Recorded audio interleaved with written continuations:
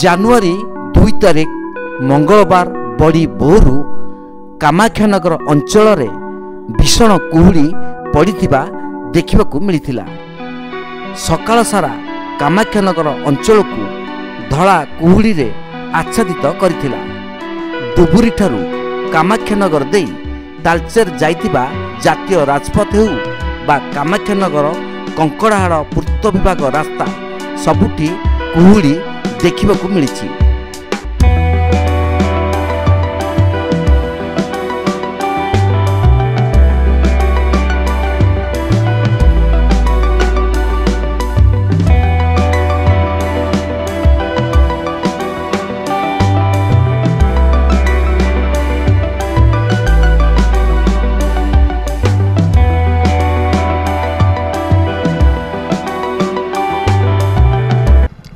କୁହୁଡ଼ି ଆଜ୍ଞା ହେଇଛି।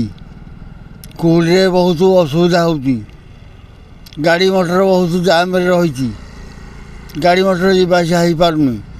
ଆମେ ମର୍ଣ୍ଣିଂ ୱାକ୍ରେ ଆସୁଛୁ, ଏ ଯିବା ଆସିବା କରିପାରୁନୁ। ଆଉ ଏଇଟା କେମିତି ସୁବିଧା କରନ୍ତୁ। ଆଉ ଏବେ କାମାକ୍ଷା ମୁଁ ଯାଉଥିଲି, ଆଉ ଦେଖୁଛି ଏତେ କୁହୁଡ଼ିରେ ଗାଡ଼ି ବି ଚଲେଇ ହେଉନି। ଗାଡ଼ି ପୁରା ଗୋଟେ ଗୋଟେ ଗଡ଼େଇକି ନେଇକି ଯାଉଛି, ପୁରା ହାବୁଡ଼ା ହାବୁଡ଼ି ହେଇଯାଉଛି। ବଡ଼ ଗାଡ଼ି ସାନ ଗାଡ଼ି ସାଙ୍ଗେ ମାନେ ଡରିକି ଯାଉଛି, ରାସ୍ତାରେ ଏମିତି ଯାଉଛି। ଆଉ କୁହୁଡ଼ିର ଆବରଣରେ ସାରା ସହର ଶୀତଳ ପଡ଼ିଯାଇଛି, ଯାହାଫଳରେ ଅନେକ ଯାତ୍ରୀବାହୀ ବସ୍, ମାଲବାହୀ ଗାଡ଼ି, 2 ଚକିଆ ଠାରୁ 4 ଚକିଆ ପର୍ଯ୍ୟନ୍ତ ସବୁ ପ୍ରଭାବିତ ହୋଇଛନ୍ତି।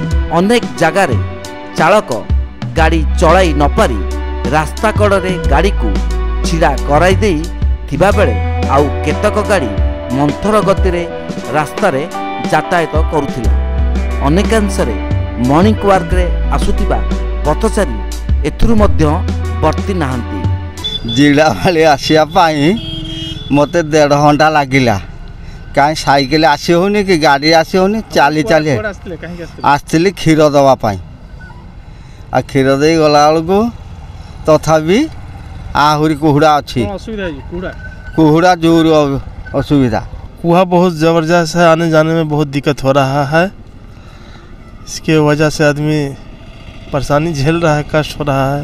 कामाक्षानगर प्रकाश कुमार पात्र रिपोर्ट तीर्थक्षेत्र लाइव।